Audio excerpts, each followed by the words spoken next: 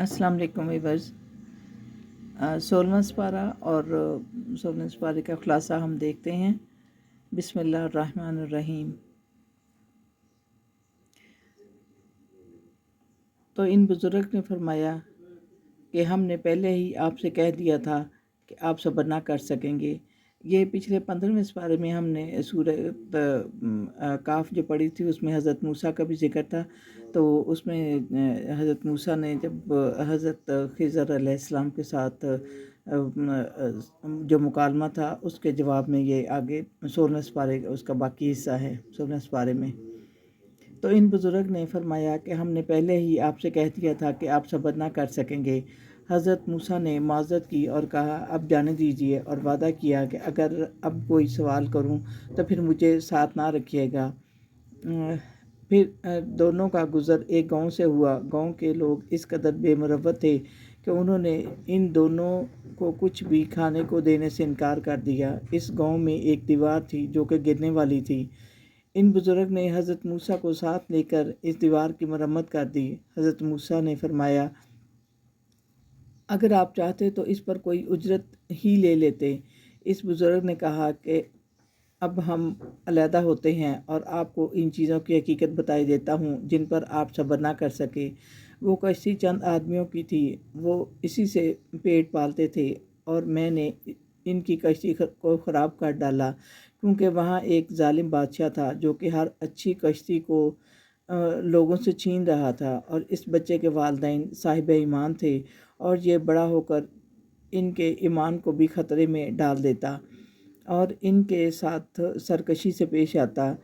अब अल्लाह और इनको इससे बेहतर औलाद देगा। और इस दीवार के नीचे 2 यतीम बच्चों का ख़जाना दफन था जो कि इनके नेक बाप ने दफन किया था, ताकि जब वो जवान हो जाएं तो इनको इस ख़जाने को निकाल लें। और ये काम मैंने अल्लाह के हुक्म से किए। फिर इसके बाद ज़ुल्करनैन का वाक़या बयान किया गया।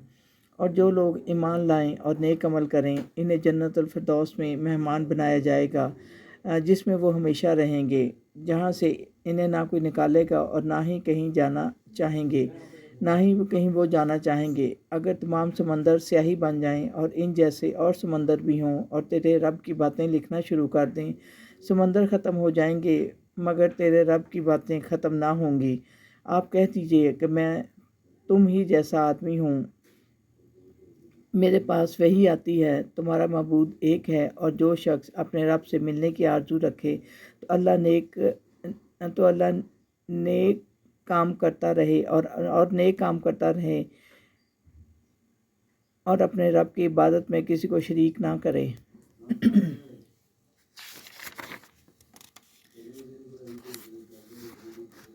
सूरत मरियम। बिस्मिल्लाहिर्रहमानिर्रहीम। सूरत मरियम हज़रत ज़िक्रिया की दुआ से शुरू होती है। उन्होंने कहा, ऐ मेरे रब, मैं बूढ़ा हो गया हूँ, मेरी हड्डियाँ कमज़ोर हो चुकी हैं, मेरा सर सफ़ेद हो चुका है और मेरी बीवी बांझ है। वो इससे पहले भी मैं इससे कभी मांगने में नाकाम नहीं रहा। मुझे एक बेटा अता कीजिए जो कि आपका भी पसंदीदा हो। तो अल्लाह ने इन्हें यहया की खुशखबरी दी।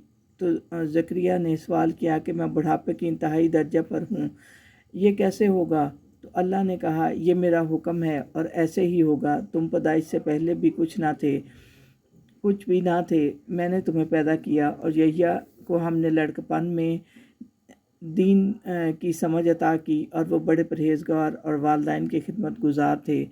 और फिर हज़रत मरियम का ज़िक्र होता है जब इनके पास अल्लाह का एक फ़रिश्ता आदमी की शक्ल में आया और इन्हें एक लड़के की खुशखबरी दी। उन्होंने कहा, मेरे यहाँ लड़का कैसे पैदा होगा, हालांकि मुझे किसी इंसान ने हाथ तक नहीं लगाया। फरिश्ते ने कहा, यह बात तयशुदा है और अल्लाह के लिए आसान है। और जब बच्चा पैदा होने का वक्त करीब आया तो वो घर से दूर चली गई और घबरा के कहा कि काश मैं इससे पहले मर गई होती और लोग मुझे भूल चुके होते। फिर जिब्राईल ने आकर इनको तसल्ली दी और कहा कि जब लोग सवाल करें तो आप खुद ना बोलें बल्कि बच्चों की तरफ इशारा करें, और जब وہ بچے کو گود میں لیے بستی میں آئیں تو لوگوں نے کہا اے مریم، نہ تو تمہارا باپ اور نہ ہی تمہارے ماں برے آدمی تھے، پھر تم نے یہ کیا کیا؟ تو انہوں نے بچے کی طرف اشارہ کیا تو لوگوں نے کہا ہم اس سے کیا سوال کریں، یہ تو بچہ ہے۔ اور وہ بچہ ماں کی گود میں ہی بول اٹھا، میں اللہ کا بندہ ہوں، مجھے انجیل دی گئی ہے، نبی اور برکت والا بنایا گیا ہے، اور میں کہیں بھی ہوں مجھے نماز اور زکوٰۃ کا حکم دیا گیا، اور اللہ جب کوئی کام کرنا چاہتا ہے تو کہہ دیتا ہے کہ ہو جا، تو وہ ایسے ہی ہو جاتا ہے۔ پھر حضرت ابراہیم کا ذکر کیا گیا، اور جب انہوں نے اپنے باپ کو کہا کہ مجھے ڈر ہے کہ آپ لوگوں پر کوئی عذاب نہ آ جائے، کیونکہ تم لوگ ان کی عبادت کرتے ہو جو نہ سنتے ہیں اور نہ دیکھتے ہیں اور نہ ہی تمہارے کام آ سکتے ہیں۔ پھر حضرت موسیٰ، ہارون، ادریس اور حضرت اسماعیل کا ذکر کیا گیا، اور وہ سب اپنے ماننے والوں کو نماز اور زکوٰۃ کا حکم دیتے ہیں اور اللہ کے نزدیک بڑے پسندیدہ تھے۔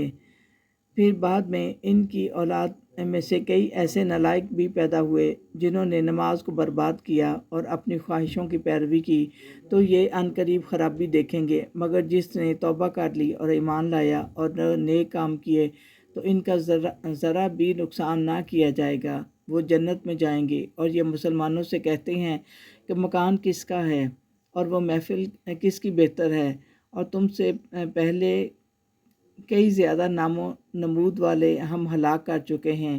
اللہ ہدایت والوں کی ہدایت بڑھا دیتا ہے، اور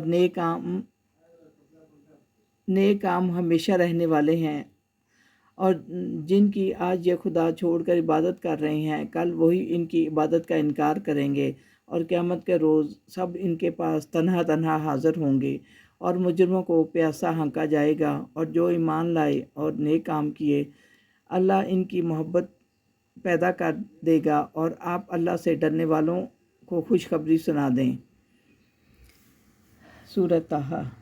بسم اللہ الرحمن الرحیم۔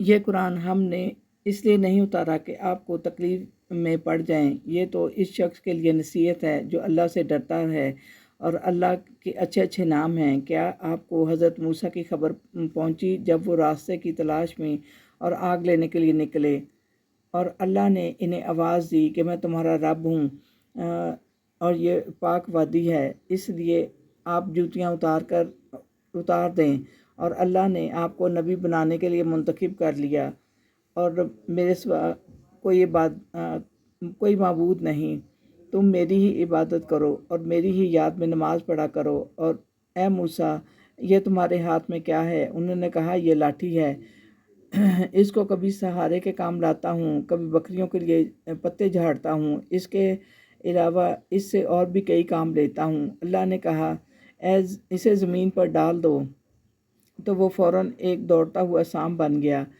اللہ نے کہا ڈرو نہیں بلکہ اسے پکڑ لو، ہم اسے دوبارہ لاٹھی بنا دیں گے۔ پھر اللہ نے کہا اپنا ہاتھ اپنی بغل میں دے لو اور پھر نکال لو، تو وہ نہایت روشن ہو کر نکلے گا۔ یا ان معجزوں کو لے کر فرعون کے پاس جاؤ، کیونکہ وہ بغاوت پر اتر آیا ہے۔ حضرت موسیٰ نے دعا کی میرے بھائی ہارون کو بھی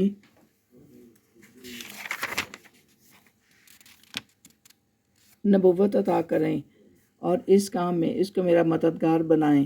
اللہ نے حضرت موسیٰ کی درخواست قبول کر لی اور فرمایا موسیٰ، ہم پہلے بھی تم پر احسان کر چکے ہیں جب تمہاری پیدائش کے وقت فرعون کے جلادوں سے تمہیں بچانے کے لیے، کیونکہ وہ بنی اسرائیل کے بچوں کو قتل کروا دیا کرتا تھا، تمہاری ماں کو حکم دیا کہ وہ تمہیں صندوق میں ڈال کر دریا میں بہا دے۔ پھر وہ صندوق بہتا ہوا فرعون کے محل میں جا نکلا، اور ہم نے فرعون کے دل میں تمہاری محبت ڈال دی، اور پھر تمہاری بہن تمہیں وہاں دیکھتی ہوئی آئی جب ہم نے تمہیں کسی اور کا دودھ پینے سے روک دیا تھا۔ تمہاری بہن نے ان کو کہا کہ کیا میں تم کو ایسے گھر کا پتہ بتاؤں جو اس کی پرورش کر سکیں؟ اس طرح ہم نے تمہیں تمہاری ماں کے पास वापस पहुंचा दिया ताकि इनको गम ना हो। और फिर ए मूसा, तुम्हारे हाथ से एक मिस्री मारा गया और हमने तुम्हें इस मुसीबत से निजात दी और मदयन में पनाह दी, और तुम कई साल तक इनमें रहे, और अब हमने तुमको इस काम के लिए मुंतखब कर लिया। अब तुम और तुम्हारा भाई फ़िरौन के पास जाओ और मेरी याद में सुस्ती मत करना और फ़िरौन से नरमी से बात करना, शायद वो नसीहत कबूल करे। तो उन्होंने कहा, हमें अंदेशा है कि कहीं फ़िरौन हमारे साथ कोई ज़्यादती ना करे। तो इरशाद हुआ कि खौफ ना करो, मैं तुम दोनों के साथ हूँ, मैं सब देखता और सुनता हूँ। मगर फ़िरौन ने हक बात मानने से इनकार कर दिया और कहा, तुम तो जादूगर हो और जादू के ज़ोर पर हमें हमारे मुल्क से निकालना चाहते हो। फिर फ़िरौन ने मुल्क के तमाम जादूगरों को इकट्ठा किया और मुकर्रर दिन इनको मुकाबले के लिए ले आया। जादूगरों ने हज़रत मूसा के सामने मैदान में अपनी रस्सियाँ और लाठियाँ डाल दी और जो कि सांपों की तरह दौड़ती हुई नज़र आती थीं। तो हज़रत मूसा के दिल में कुछ खौफ सा पैदा हो गया। हमने कहा, तुम डरो नहीं, तुम ही गालिब आओगे। और जब हज़रत मूसा ने अल्लाह के हुक्म से अपना असा ज़मीन पर डाला तो वो इनके सारे तमाशे को निकल गया, और इस मौजज़े को देखकर सारे जादूगर सजदे में गिर गए और कहने लगे, हम मूसा और हारून के रब पर ईमान लाए। इस पर फ़िरौन गज़बनाक हो गया और जादूगरों से कहने लगा कि तुम मेरी इजाज़त के बगैर मूसा के रब पर ईमान लाए, और वाकई तुमने इन्हीं से जादू सीखा है। मैं तुम्हारे एक तरफ के हाथ और दूसरी तरफ के पाँव कटवा कर सूली दूंगा ताकि तुम्हें मालूम हो जाए कि तुम दोनों यानी मेरे और रब मूसा में से किसका अज़ाब सख्त है। मगर उन्होंने कहा, हम अपने परवरदिगार पर ईमान ला चुके हैं, वो हमारे गुनाह माफ़ करेगा, और जो भी इसके पास मोमिन बनकर हाजिर होगा और इसने नेक काम किए होंगे तो इसके लिए इसके पास बड़े दर्जे हैं।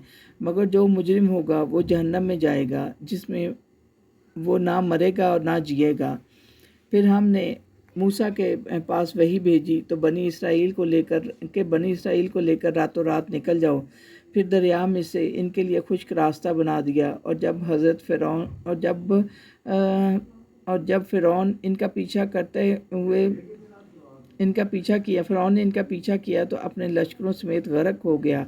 ए बनी इसराइल, हमने तुमको इतने बड़े दुश्मन से निजात दी, तुम पर मनोसलवा उतारा, इसलिए तुम हद से मत गुज़रो कि कहीं मेरा गज़ब तुम पर वाक़या ना हो जाए। और जिस शख्स पर मेरा गज़ब वाक़या हो जाए वो गिर कर ही रहता है। अलबत्ता जो तौबा करे, ईमान लाए, नेक अमल करे, फिर सीधा चलता रहे, इसके लिए मैं माफ़ करने वाला हूँ। और फिर हज़रत मूसा अपने रब से मुलाकात के शौक़ में कोह तूर पर तशरीफ़ लाए तो अल्लाह ने इनको बताया कि तुम्हारी गैर हाज़िरी में सामरी ने तुम्हारी कौम को गुमराह कर दिया। हज़रत मूसा रंजो गुस्सा से भरे हुए वापस आए तो उन्हें पता चला कि एक शख्स सामरी ने कौम से ज़ेवर इकट्ठा करके एक बछड़ा बनाया और इन्हीं बेवकूफ़ों से कहा कि यही तुम्हारा और मूसा का मबूद है। मूसा तो भूल गए हैं, हालांकि वो बछड़ा ना तो इनकी किसी बात का जवाब दे सकता था और ना ही इनको कोई नफ़ा और नुकसान पहुंचा सकता था।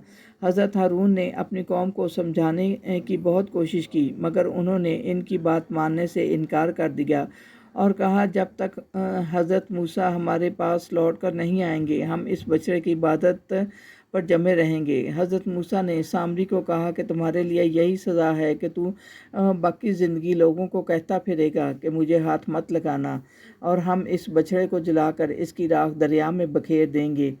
और तुम्हारा हकीकी मबूद तो अल्लाह है, जिसके सिवा कोई इबादत के लायक नहीं, और वो अपने इल्म से तमाम चीज़ों को घेरे हुए है। अल्लाह ही है जो आपको इन गुज़रे हुए वाक़यात की खबरें देता है اور اسی نے اپنے پاس سے یہ نصیحت نامہ یعنی قرآن آپ کو دیا ہے، اور جو لوگ اس قرآن سے منہ موڑیں گے تو وہ قیامت کے روز بڑا بھاری بوجھ لادے ہوئے ہوں گے۔ اور یہ لوگ آپ سے پہاڑوں کے بارے میں پوچھتے ہیں تو ان کو بتا دیں کہ قیامت کے روز میرا رب ان کو اڑا دے گا اور ایک صاف میدان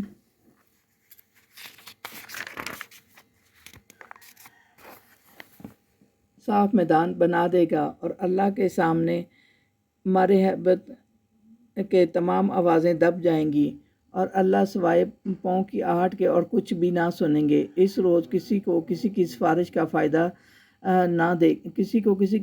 فائدہ نہ دے گی مگر سوائے اس کے جس کے لیے اللہ نے اجازت دی ہو، اور اس روز تمام چہرے اس کے سامنے جھکے ہوئے ہوں گے، اور آپ یہ دعا مانگا کریں کہ اے میرے اللہ میرا علم بڑھا دے۔ جو بھی میری یاد سے منہ موڑے گا اس دنیا سے اس کے لیے تنگی کا جینا ہوگا، اور قیامت کے روز اس کو ہم اندھا کر کے اٹھائیں گے، اور اس روز وہ حیرانی سے کہے گا میں دنیا میں تو آنکھوں والا تھا، مگر ارشاد ہوگا کہ تیرے پاس ہمارے احکام پہنچے تھے مگر تم نے ان کی پرواہ نہ کی۔ آج ہم تمہارا کچھ خیال نہ کریں گے۔ آپ اپنے گھر والوں کو نماز کا حکم دیجئے اور خود بھی اس کی پابندی کریں۔ ہم آپ کے ہم سے رزق نہیں مانگتے، رزق تو ہم آپ کو دیتے ہیں۔ صدق اللہ العظیم۔